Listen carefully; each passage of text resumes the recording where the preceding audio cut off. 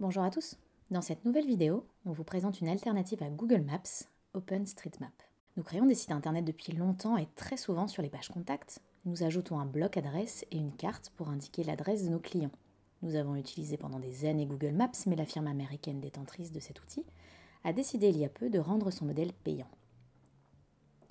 L'utilisation du système passe désormais par la mise en place d'une API et la solution devient payante dès que l'utilisation de Google Maps devient trop importante sur un site internet.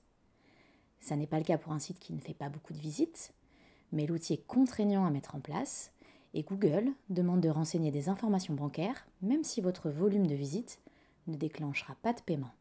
C'est pour cette raison que nous avons cherché une solution alternative et intéressante pour nos clients. Nous utilisons de plus en plus OpenStreetMap, qui est un système open source. Un peu sur le modèle de Wikipédia, ce service de cartographie est collaboratif. Il est créé par des personnes partout dans le monde et se veut libre d'utilisation. Chacun est donc libre d'ajouter ses propres données. Professionnels et amateurs peuvent contrôler la véracité des informations. C'est le principe de l'open data. Les données sont utilisables et accessibles par tous.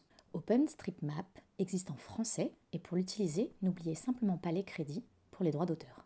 L'usage à titre commercial est tout à fait possible. Puisque ce n'est pas dans l'ADN du projet, les données privées ne sont pas enregistrées, un très bon point.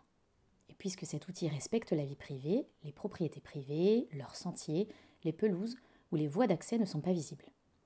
La fonction itinéraire fonctionne très bien, que vous soyez à pied, en vélo, en voiture ou même en fauteuil roulant. OpenStreetMap est gratuit, le projet est financé uniquement par des dons et ne contient donc aucune publicité.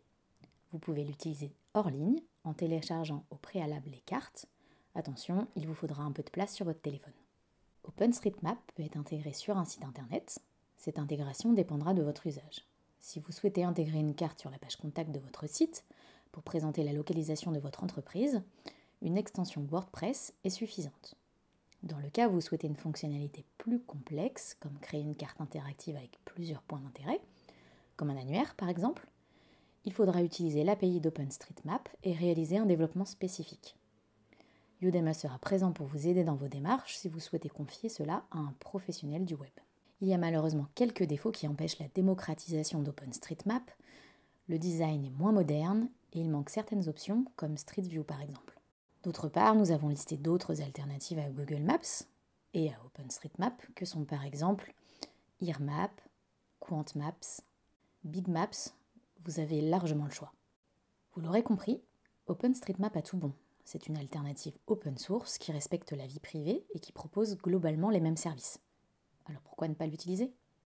Vous avez besoin d'aide pour intégrer OpenStreetMap ? Vous avez un projet web ? Contactez-nous. Merci pour votre attention.